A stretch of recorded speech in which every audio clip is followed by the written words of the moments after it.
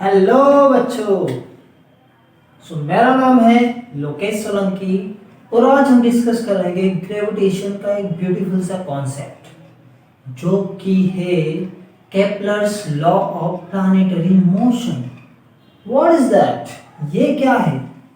हमें पता है कि अर्थ सन के अराउंड क्या कर रही है, रिवॉल्व कर रही है। Mars, Jupiter, Saturn and other planets revolving around the सन।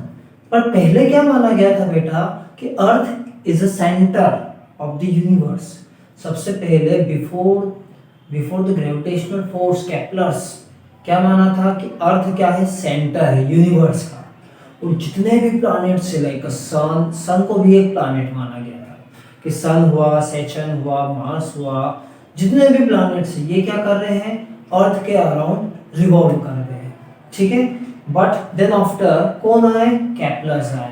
इन्होंने बहुत सारे ऑब्जर्वेशंस की। ये क्या थे, एस्ट्रोनॉमर थे। Kepler is generally astronomer, but उन्होंने जब क्या किए, कैलकुलेशंस किए, ऑब्जर्व किया, तो क्या पाया, उन्होंने पाया कि earth is not a centre of the earth is not a centre of the universe और the solar system, but the sun is the centre of the solar system.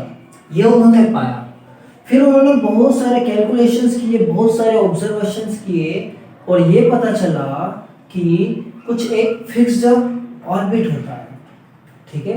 और उसके अकॉर्डिंग इन्होंने 3 लॉज दिए, जिसे बाद में न्यूटन्स आए, उन्होंने ग्रेविटेशनल फोर्स के अकॉर्डिंग उसे मॉडिफाई किया। ठीक है। तो हम डिस्कस करते हैं कि क्या है ये तीनों रूल्स, क्या है 3 लॉज। तो हम बात करते हैं फर्स्ट लॉ ऑफ केपलर्स। पहले हम डिस्कस करते हैं first law of Kepler. First law क्या है, तो फर्स्ट डायग्राम से समझते हैं हम। ठीक है। ओके, ये क्या है, ये हम मान लेते हैं ये इलिप्स है। This is an ellipse, elliptical orbit. मान लो ये क्या है, इलिप्स है। ओके। इलिप्स क्या होता है बेटा, जिसकी पर्टिकुलर रेडियस नहीं होती है। ओके। ठीक है, मतलब it is not a perfect circle. तो केपलर्स ने क्या कहा कि ये जो इलिप्स है इसके 2 फोकस है। कितने फोकस है, 2। ठीक है। एक ये फोकस मान लेते हैं F1 और एक फोकस ये मान लेते हैं F2। इसके कितने फोकस है, 2 फोकस है। ठीक है। ओके, मान लिया। और ये हम मान लेते हैं कि ये क्या है, हमारा प्लैनेट है। This is a planet. क्या है, प्लैनेट। तो उन्होंने ये कहा बेटा, उन्होंने क्या कहा, उन्होंने कहा कि the planets revolving around the sun, the planets revolving around the sun and the sun is situated, the sun is at one of the foci of elliptical orbit। उन्होंने क्या कहा कि जितने भी प्लैनेट्स हैं वो सन के अराउंड क्या कर रहे हैं, एक पर्टिकुलर ऑर्बिट में रिवॉल्व कर रहे हैं, घूम रहे हैं। और सन को क्या माना है, particular sun is situated at one of the foci of elliptical orbit. इन दोनों में से एक को आप सन मान लो, इसे क्या मान लेते हैं हम, सन मान लेते हैं। ठीक है। तो ये सन है और ये क्या है, प्लैनेट्स है। ये प्लैनेट्स इसके अराउंड एक पर्टिकुलर इलिप्टिकल ऑर्बिट में क्या कर रहा है बेटा, रिवॉल्व कर रहे हैं। क्या कर रहे हैं, रिवॉल्व कर रहे हैं। That is the Kepler's first law. यही क्या होता है, केपलर्स का फर्स्ट लॉ है कि the planets move in an elliptical orbit, the planets move in an elliptical orbit around the sun,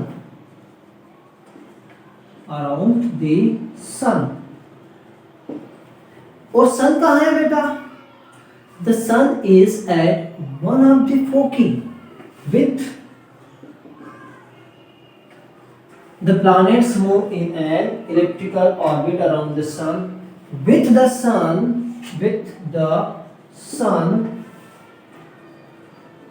at one of the foci फोकी क्या है बेटा? फोकस का प्लूरल फॉर्म, ठीक है। Foci of, one of the foci of elliptical orbit, ठीक है। ये क्या है? That is the first law of Kepler's. ठीक, समझ में आ गई बात कि जितने भी प्लैनेट है वो सन के अराउंड घूम रहे हैं और सन कहाँ पर है? सन इलिप्टिकल ऑर्बिट के एक फोकस पर है। तो यहां से क्या पता चला? यहां से एक चीज पता चली, ठीक है, कि प्लैनेट्स आर नॉट मूविंग या revolving in a circular orbit, कि जो ऑर्बिट है ये सर्कुलर नहीं है, ये क्या है? इलिप्टिकल ऑर्बिट है। क्या हमें यहां से पता चला? हमें ये पता चला कि the orbit is not circular. Orbit जो है ना बेटा वो सर्कुलर नहीं है, वो एक परफेक्ट स्फीयर नहीं है, ये है elliptical orbit. Okay, isn't it? Clear हो गया। चलिए दूसरे लॉ की बात करते हैं, second law of Kepler, Kepler second law.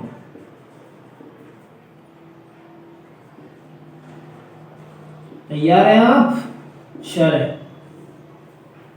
तैयार हैं तो हम भी तैयार हैं। हम स्टार्ट करते हैं केपलर सेकेंड। ठीक है, केपलर सेकेंड लॉ बताता है कि जब भी सन क्या होगा? प्लैनेट के पास में आएगा ना तो उसकी स्पीड बढ़ जाएगी, और जब ये दूर जाएगा तो इसकी स्पीड कम हो जाएगी, और जो एरिया कवर्ड होगा it is equal in equal interval of time. Okay, the area covered is equal. हाँ, तो क्या कह रहा था मैं? सेकेंड लो क्या है बेटा? सेकेंड लो ये है, हम डायग्राम से समझे फिर से। ओके सर, ये है हमारा इलिप्स, ठीक है, ये इलिप्स है। ओके, यहाँ पर हम मान रहे हैं कि सन है, ये क्या है? सन है, सन। यहाँ पे क्या होगा? दूसरा फोकस होगा, ठीक। ओके, चलो प्लैनेट को हम मान लेते हैं पहले ये पॉइंट पी पर है।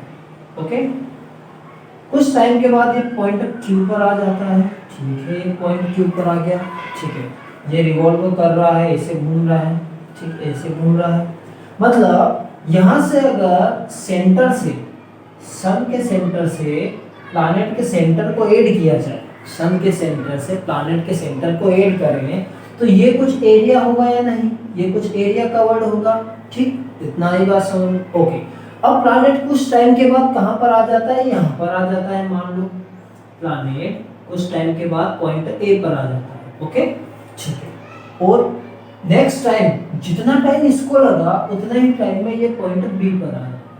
ओके, ये भी अगर हम इसे लाइन को ज्वाइन करें तो हमें क्या मिलता है? हमें यहाँ से ये मिलता है, एक चीज मिलती है, वही केपलर्स का क्या है बेटा? सेकेंड लॉ है। क्या है सेकेंड लॉ? कि each planets revolve around the sun in such a way the area sweeps out by the planet equal area in equal interval of time. क्या कहा मैंने? कि according to the Kepler second law each planet revolve around the sun in such a way that the line joining the planet to the center of the sun sweeps out equal area in equal interval of time। ठीक है, लिख लेते हैं हम इसे कि each planet revolve around the sun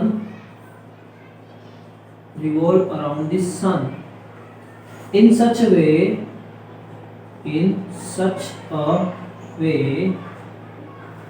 the line joining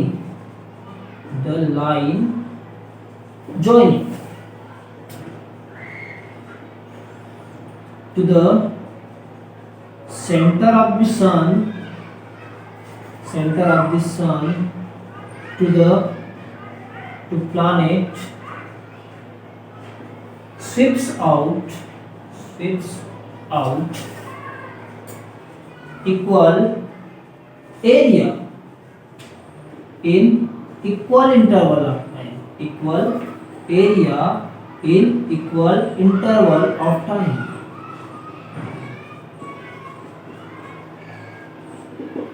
ये क्या है बेटा? That is the Kepler second law, कि अगर ये प्लैनेट है, ये सन है, सन के सेंटर से प्लैनेट के सेंटर को आप ज्वाइन करें, और अगर ये यहाँ से यहाँ तक जाने में इसे टाइम टी लग रहा है, इस प्लैनेट को यहाँ से यहाँ जाने में टाइम टी लग रहा है, तो ए से बी पर जाने में भी इसे अगर टाइम टी लग रहा है, then the areas are equal. Area क्या होगा बेटा? इक्वल होगा, मतलब पी क्यू, इसको मान लेते हैं ओ, ठीक है, मीन्स क्या हो गया? P Q O, area P O Q मान लेते, area P O Q is equal to area A O B. ये क्या होगा? इक्वल होगा, यही केपलस ने कहा था, ठीक है, कि each planets revolve around the sun in such a way that the line joining from the center of a sun to the center of a planet sweeps out equal area in equal interval of time, and that is the Kepler's second law. यहाँ से क्या पता चला? यहाँ से एक बात पता चली, एक ऑब्जर्वेशन निकला कि जब प्लैनेट सन के नियर होगा तो उसकी स्पीड बढ़ जाएगी, और जब प्लैनेट सन से दूर होगा उसकी स्पीड डिक्रीज हो जाएगी, कम हो जाएगी, ठीक है। क्या यहाँ से ऑब्जर्वेशन मिला हमें कि the speed of planet increases when it is near to the sun। जब प्लैनेट क्या होगा? सन के पास में होगा, इसकी स्पीड क्या हो जाएगी? इंक्रीज हो जाएगी। एंड अदरवाइज या हम कहें एंड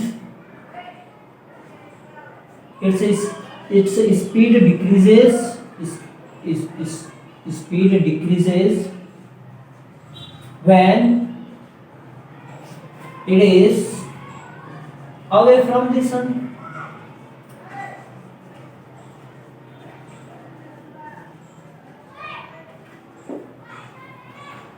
ओके, कि जब प्लैनेट सन के पास में होगा उसकी स्पीड बढ़ जाएगी, जब ये सन से दूर होगा स्पीड कम हो जाएगी। Okay, note down properly, diagram बना ले, ये क्वेश्चन बहुत इंपॉर्टेंट है। ओके, बना लिया, वीडियो को पॉज कर ले एंड राइट डाउन, लिख ले इसे।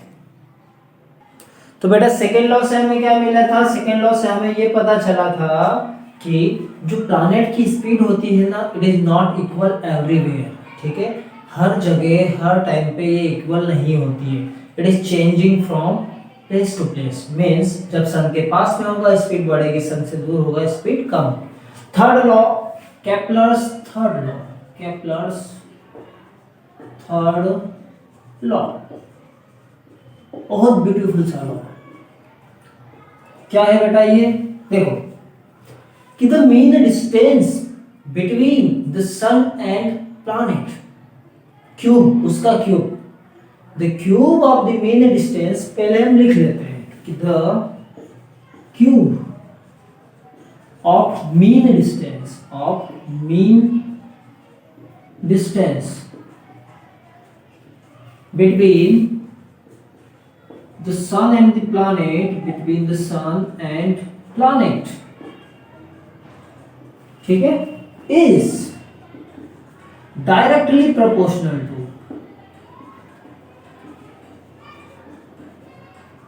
directly proportional to square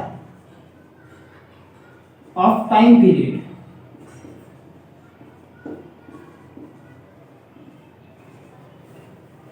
the cube of the mean distance between the sun and the planet is directly proportional to the square of a time period of revolution, time period of revolution, ठीक है। ये है third law. कहने का क्या मतलब है बेटा? कहने का मतलब ये है कि यहाँ से यहाँ तक की जो डिस्टेंस है प्लैनेट की, उसकी मीन डिस्टेंस आप निकालें और उसका क्या करते हैं? क्यूब करते हैं। Which is directly proportional to the square of time period. मतलब ये कि R cube is directly proportional to T square. R क्या है यहाँ पर, मीन डिस्टेंस है, टी क्या है, टाइम पीरियड है। तो हमें क्या मिलेगा, R cube is equal to K, यहाँ पर कोई सा भी कांस्टेंट आ जाएगा, so R cube upon T square is equal to constant, R cube upon T square is equal to constant, and that is the Kepler's third law of planetary motion. Okay, तो यहाँ पर हमने देखा आज कि Kepler's के third law क्या थे, और जो कुछ भी पहले असम्पशंस थे कि earth is the centre of the universe और it is the centre of the solar system, वो सब गलत था। ओके, और अकॉर्डिंग टू केप्लर्स हमने 3 रूल्स देखे, जिसे ये जो थर्ड रूल है इसे न्यूटन्स ने भी एक्सप्लेन किया था कि R cube is directly proportional to T square. Okay, so thank you for watching this video and पढ़ते रहें और बढ़ते रहें। Best of